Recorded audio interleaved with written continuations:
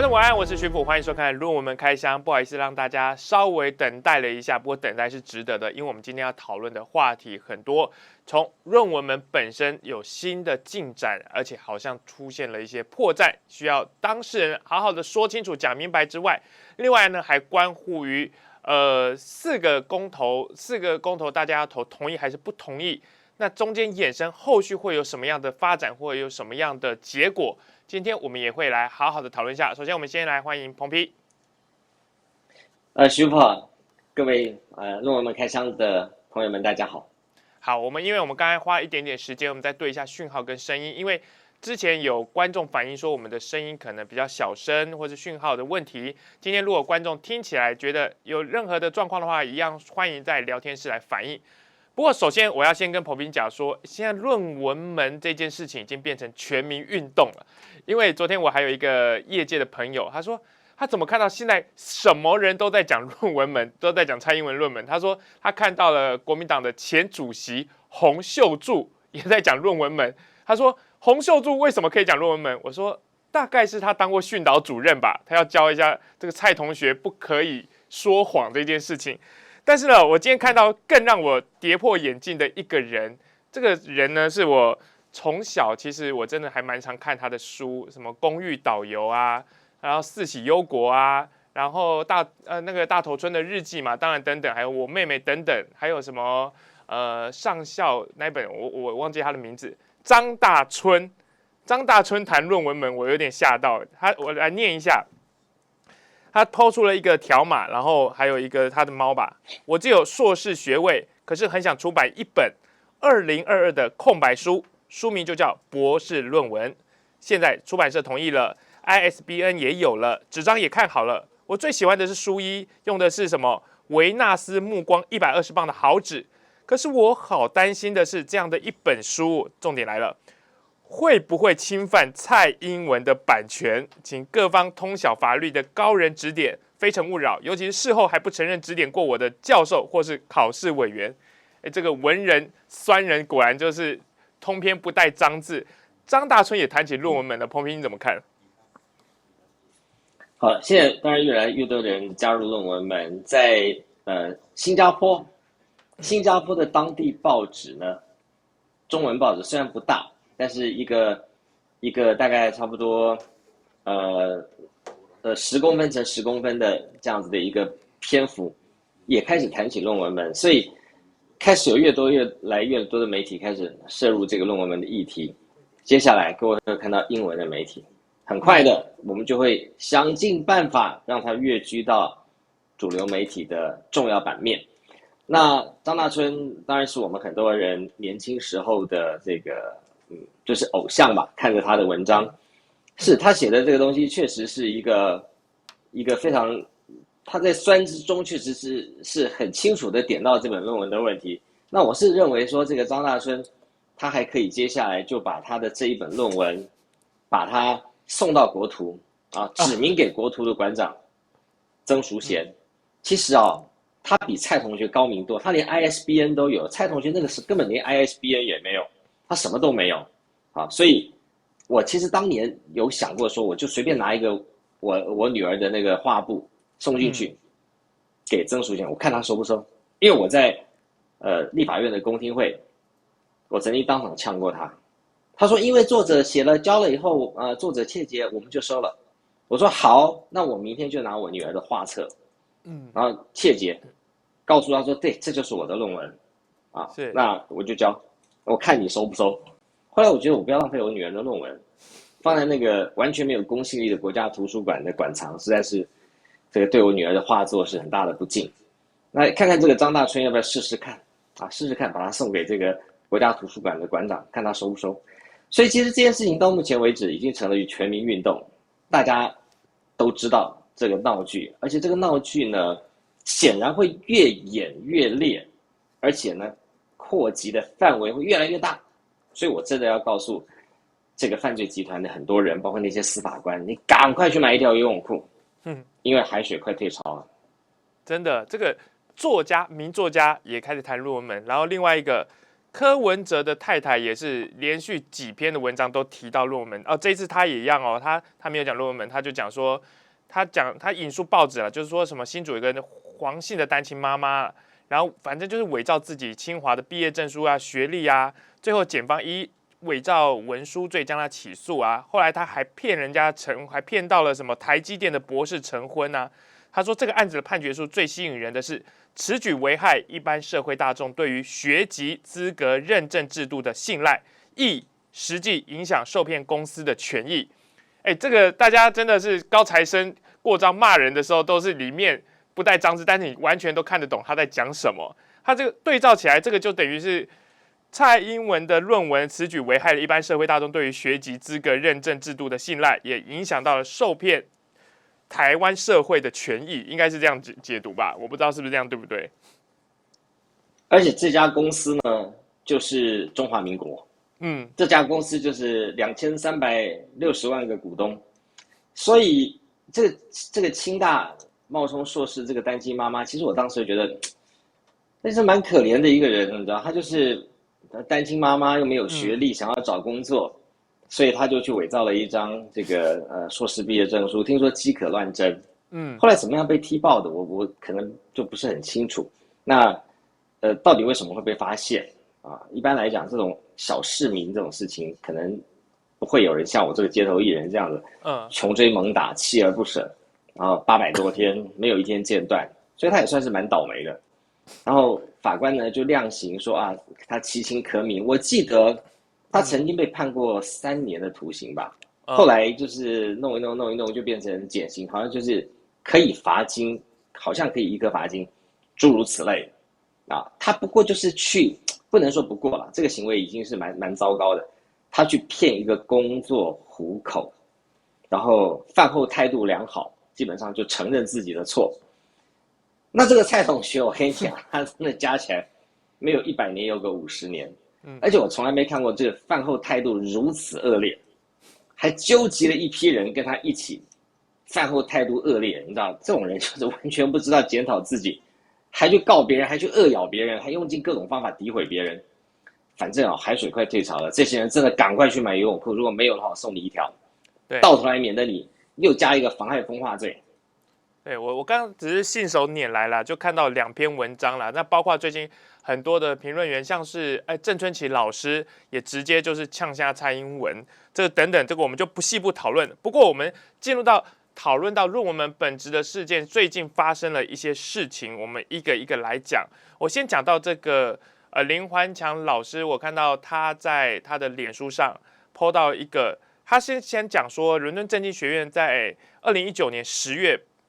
8号突然张贴一个无人署名的不实声明嘛，就是反正就是说，伦敦大学的总图还有 IALS 都有这个蔡英文论文的都收藏着啦，然后但后来就事实证明，就根本连入馆都没有嘛，所以他想着这个事情，他又再去问了。等一下，彭批应该也会介绍到这个人啊，反正就是 LSE 的法务主管这位，我忘记他的名字，他叫做 Kevin Hans， 对，然后他就说，我就根据这个英国的自由资讯法向 LSE 提了4个问题，他就说，如果说你们张贴这个声明，是不是跟这个 LSE 不相干的第三方所为？那第二啊，如果不是，那这是来自伦敦大学的声明吗？第三，如果再不是 LSE， 不是伦敦大学，那是 LSE 吗？如果都不是的话，那有没有人发了这一张声明？结果呢，他得到了回应，居然就说你无理取闹，你不要再问了。我觉得这个 Kevin Hans 也蛮厉害的哦，就是作为一个法务主管，他直接开始教训人了。这个 Kevin Hans 哦，再过没多久哦，在伦敦端会有人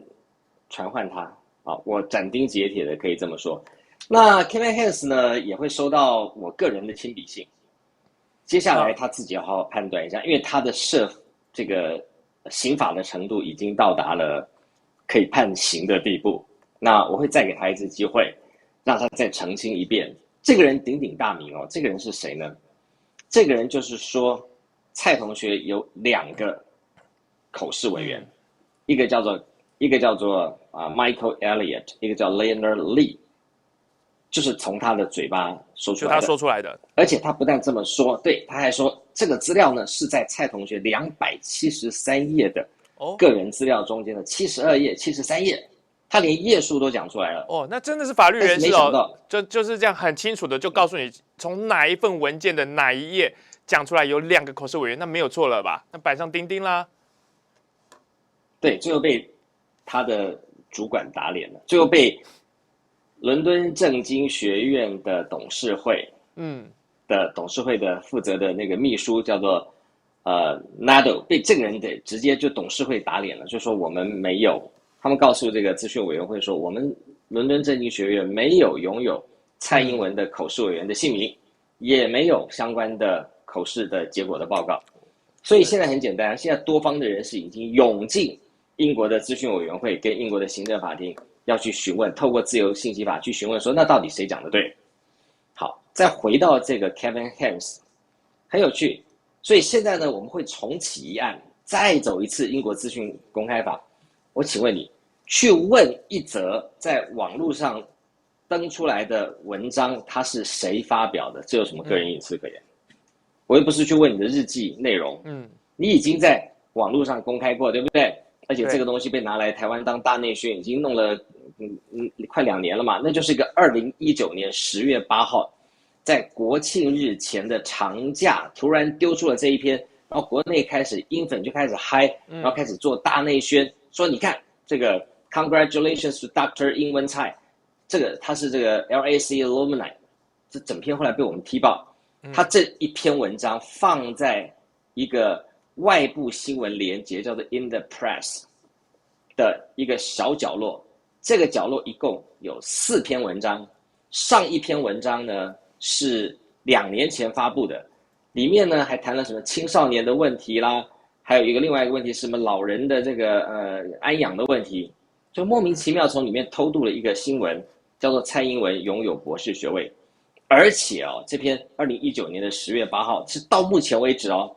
英国端或者台湾端用来认证蔡英文有博士学位的一个重要，几乎是唯一的根据。可笑到什么程度呢？可笑到伦敦政经学院跟伦敦大学都用这一篇报道作为回复我们或者回复我们的询问的一个重要的关键，却不敢告诉我们这一则新闻是谁发的。就好像你今天去台大询问有关于好了某某人的毕业证书到底是不是真的，就他去引用了一个某个报纸或者某个网络上面的连结，而不去告诉你说我在我的资料库中查到的结果。所以这个其实英国伦敦大学跟政经学院到目前为止犯下了非常非常多非常荒谬的行为，而这些行为将来都逃不过在英国法院的诉追。那我们在近期之内会有大的动作，在英国端我相信会有一些好消息要跟大家报告那当然现在在英国的行政法院持续的用隐私在挡我们我们从行政法院不断的去问，他就不断的用隐私在挡我们。问题是因为他们现在所回答的问题已经渐渐与隐私无关，他这个题已经被我们一直攻，已经攻了快差不多了。你看现在以 Kevin Hans 的讲法，他不回我们，而且有点更小灯 Shuki。很重要的是，我们问的是你这一篇报道到底谁写的？你没有人写，那就是黑函咯。不敢回答，所以你可以看他心虚到什么程度。我们为什么说是施呼隆写的？因为他用的文法就是呼隆体嘛。他提到中间有一个英国的伦敦大学的图书馆叫做 Institute of Advanced Legal Studies 这个施呼隆呢，硬要把它写成 Institute for Advanced Legal Studies， 结果这篇所谓伦敦政经学院官方的声明写这个 IALS 拼的错法跟施呼隆脸书上写过4次错误的那篇一模一样。你想想看，一个学校怎么可能把自己的单位名称写错？对，而且他怎么会写成跟别人一样的错？所以这篇是一个非常好笑的文件，很多人在攻这篇文件，所以不断的去问英国伦敦大学跟政经学院，说这到底是怎么回事？这到底谁写的？结果你看伦敦政经学院怎么说？不告诉你，不敢说，不敢说，还说你网站上的东西是谁写的？嗯，对，那我们到头来看谁无理取闹。哇，我这看，我觉得最近会不会这个 Kevin Hayes 他心情或者压力有点大，就是因为刚才彭斌在讲说，在英国这一端，其实不断的在讲，以他的角度来讲，找他麻烦了，因为他自己就不小心脱口出了2个口试委的名字，没想到被放生了嘛，就是 LAC 最后说没有啊，没这件事情，那变得说现在法院或是要这个 ICO 要找上他来调查清楚，你到底当初所谓的有所本的本在哪里？他最近是不是可能这个官司真的会有点麻烦？这个 Kevin Hayes 是一个很奇怪的人物，我坦白讲，因为你看啊，堂堂的一个伦敦政经学院，现在伦敦政经学院已经独立了，它已经是独立于伦敦大学了，它是一个可以自己颁发学位，所以它已经算是一个大学，堂堂一个这么知名的大学，它的法务全校校的法务主管，竟然是一个没有律师资格的 Mr. Kevin Hayes，这个我们就搞不太懂了。这我们真的搞不懂。而且你有没有注意到一件事情？2年前我们就函询所有有关英国伦敦政经学院的时候，英国伦敦政经学院就把它丢给伦敦大学，伦敦大学就统一由英国第2大律师事务所叫做 Pinsent Masons，来统一回答。Pinsent Masons 还写信给我的律师过，说好以后有相关的问题呢，请跟我们联络。找他们，好，接下来呢，他们就没有回应了，所以极有可能是 Pinsent Masons 了解这个案子以后不接了。现在丢回给伦敦政经学院，然后找了一个没有律师资格的 Mr. Kevin Hayes， 所以这个问题其实颇耐人寻味。我们继续在英国端攻，而且我们就在无理取闹，我们用各种方法攻。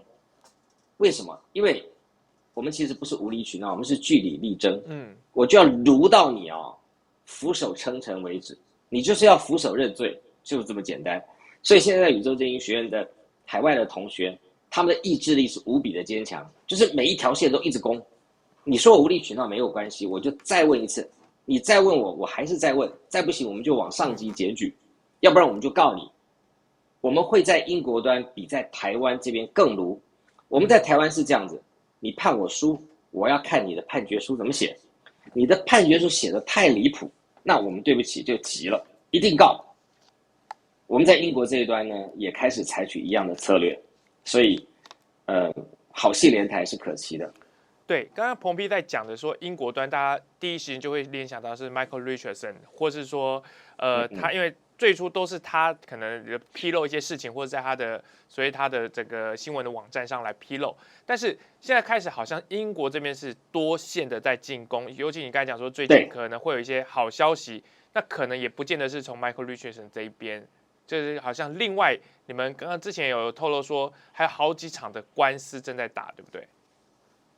对，基本上英国这边在行政法院上面，他们的基调就统一，尽量用个人隐私来避免回答这个问题。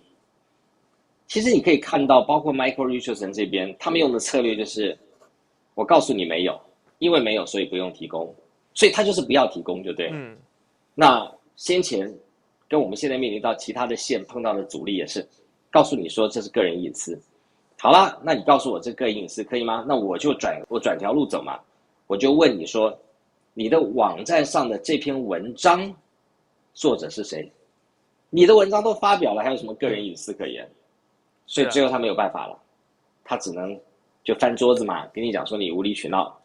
那我们的策略就是，我们会把你说我们无理取闹的这封信，再向英国的行政法院询问，这封信真的是 Kevin Hayes 写的吗？让 Kevin Hayes 去面对英国资讯委员会跟英国的行政法院，去跟他证实说，写这么不专业、这么没风度的信，对，到底是谁写的？我们很卢，我们真的很卢。我们为什么要这么卢？因为我们实在看不下去。你要这样子跟我们玩，我们就跟你玩。所以英国端会看到全世界最卢的团队，到底是谁呢？那就是我啦。我们是周边的宇宙政经学院的同学。要让英国人看看台湾人的卢啊，要让你看看台湾为了公平正义，一群媒体人、一群学术界的人的良心，他们的努力会向全世界展现。我其实说真的，这件事情啊，我们从整体来看，确实是台湾之耻啊。一个总统干出这样丢脸的事，可是换一个角度来看，如果我们姑息，那更是世界上会认证了台湾之耻，因为台湾的人民、台湾的知识界、台湾的良心社会的这些典范，竟然没有人站出来讲话，那才是真正的台湾之耻。可是现在看起来不会，我们会逆转，我们会告诉全世界，台湾之耻只有一个人，那个人叫做蔡英文。这整个社会并没有纵容他这么做，我觉得这是要在台湾在国际社会间扳回一城，让台湾人不要将来变成一个这个 Republic of Corruption， 变成一个这个腐败共和国的一个代称。所以，我觉得这条路走得很有意义。那接下来在英国的这部分会遍地开花。对，台湾要告诉大家，要告诉全世界说，这公益要被彰显的话，我再置入一下，就论文门开箱。大家记得论文门开箱这边，我重新把它关掉哈。然后看到，如果你现在看到跟我一样的这个状况的话，来镜头帮我带一下哈。如果是这个叉叉，然后一个斜杠，这个没有按，就代表说你还没有订阅。好，看好了，然后你就盯下去，按下去，开启全部，然后看到这样子有深色或是黑色，就代表已订阅。我们现在一样，在春节前，也就是大概2个月的时间，我们想要冲10万的点击率，10万的订阅户，所以说希望大家可以多多的来帮忙，就是说多多的管道，然后让这些我们的进度啊，或是说查论文门案，继续的让它扩散出去。那接下来也要来问一下彭皮友，就是说，